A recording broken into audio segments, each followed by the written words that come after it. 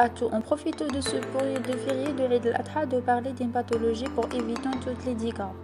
Tous les patients on mange la viande. Je tiens de parler surtout de kyste hépatique pulmonaire. Comment ça se fait? C'est quoi le kyste hépatique? Le mécanisme d'action et la prévention de cette pathologie pendant ce férié.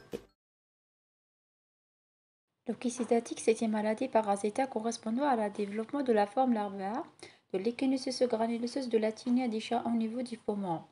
Comment ça se fait la cycle? La cycle est impliquée trois hôtes. Les hôtes définitifs sont sur les chiens, l'hôte intermédiaire sont sur les ovales et bovins, et l'hôte intermédiaire accidentellement c'est l'homme. Comment ça se fait la contamination? Donc les moutons ils vont ingérer les déjections des chiens qui sont des hôtes définitifs. L'homme se contamine de façon directe en contact avec les chiens environnants, soit de façon indirecte en mangeant les viandes mal cuites qui sont transmises par les hôtes intermédiaires, les ovins et les bovins.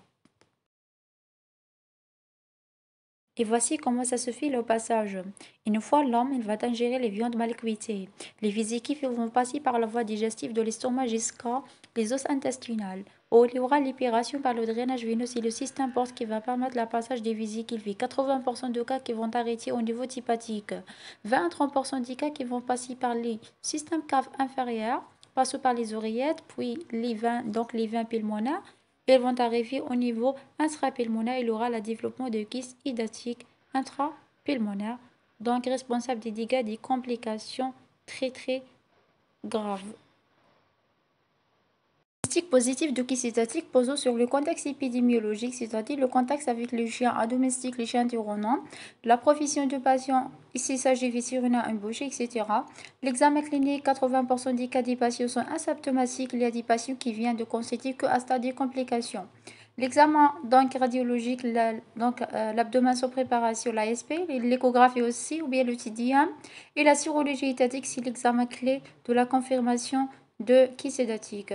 Donc l'échographie, c'est un examen facile qui va visualiser s'il s'agit d'un écoulement liquidien ou pas. Donc la radiographie de thorax, donc plusieurs lésions multiples, soit il s'agit d'une opacité intraparenchymateuse, soit il s'agit d'un niveau hydroaérique, d'un kyste hépatique rompu, soit il s'agit d'une image en gris lourd, il s'agit d'une clarté avec une opacité à sa pôle inférieure, soit il s'agit des lésions, par exemple, multiples qui sont disséminées sous forme d'une image de lâcher de ballon. Donc, il y a plusieurs aspects qui sont démontrés sur la radiographie du thorax. Généralement, c'est des différents aspects en rapport avec le stade et l'évolution. À stade, donc lorsque le kyste hépatique se rompit, il va présenter des aspects sous forme des niveaux liquidiens et des images en grillo, images en quadrate, etc. Une fois le diagnostic de kyste hépatique est posé, le patient doit être traité rapidement. Le seul traitement qui rate de la kyste hépatique, c'est le traitement chirurgical.